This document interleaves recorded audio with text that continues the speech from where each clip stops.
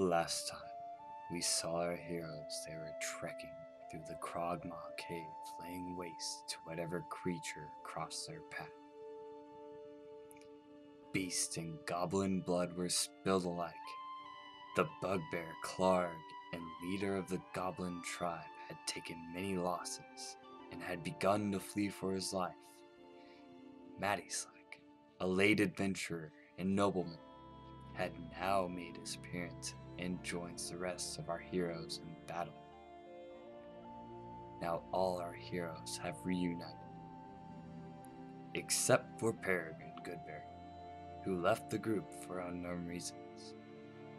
The gang then ensued in a battle of might against a wounded but still powerful Clark.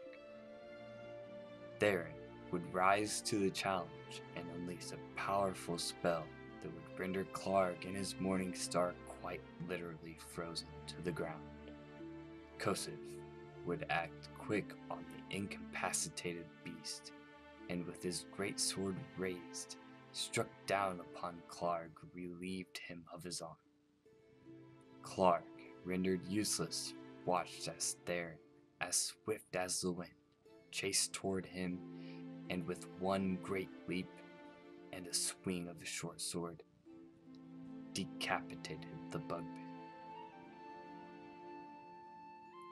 Clark had been defeated, but still 3 vicious wolves remained. After Mattyslack had come to terms with ineffectively befriending one of the beasts, and Theron receiving a critical wound, our heroes would make short work of the house. Now, the gang would search through the cave and seek of Sildar, the patron who had hired our heroes. They quickly came across the remaining goblins of the cave. Kosif, still riding a high after dismembering Clark, went full berserker on the closest goblins he could reach, and in 3 swift blows slaughtered them where they stood. Yamik, Lieutenant Goblin to Clark, now paralyzed at this great feat of murderous strength. He then held Sildar with blade to his throat, begged the warriors for mercy, and offered them a deal. Yamik, not knowing of the already slain bugbear, said that if the head of Clark is brought to him, that he would give them anything they desired. Upon receiving the head of Clark, Yamik speaks of Krogmaw Castle, where the defiled shrine of Ogmaw lies, who Theron worshipped, and where he had been sent to reclaim this holy relic from the goblins who took it. He also spoke of how he came to capture Sildar, and the evil plans the Krogmaw had for their employer, and behind it all, a mysterious figure known as the Black Spider. He who had taken Gundren and a map to the known location of Wave Echo Cave to the Krogmaw Castle. Although the information Yamik had given was very useful to the warriors, it was not enough for the bloodthirsty Kildrak and Mattyslack. Consumed with bloodlust, they laid waste to the remaining goblins. Yamik was able to unleash one last slice of his blade across Sildar's throat, but alas, was rendered useless by healing powers of the mage Kildrak. So with gold in their pockets and Katie's positive, our heroes had set off to retrieve their wagon of goods and were bound for Phandalin. Upon reaching Phandalin, the group had settled down in the Stonehill Inn, where meat and mutton were shared and the heroes had a chance to rest.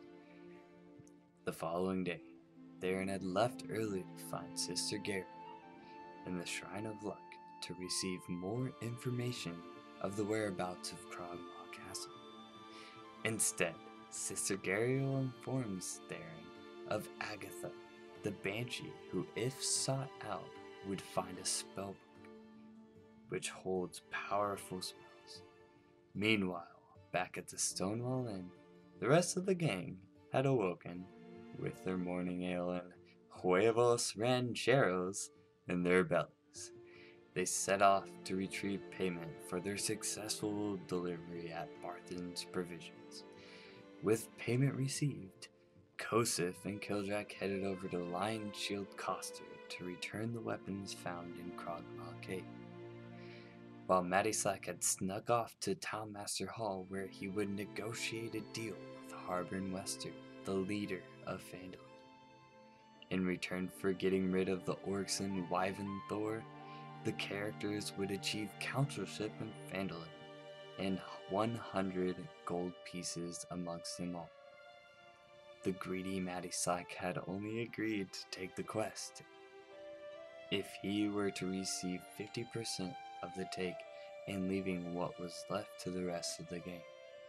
After tough negotiations with Sir Harbin Western and many insults that were quite uncalled for, the fat, pompous fool Harbin agreed.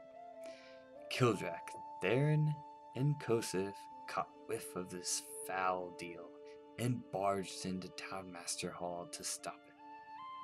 But before renegotiations could be struck, Kosif spotted across the street a set of armor that he just had to have. And so our heroes spent the next 3 hours shopping at Lion Shield Coster.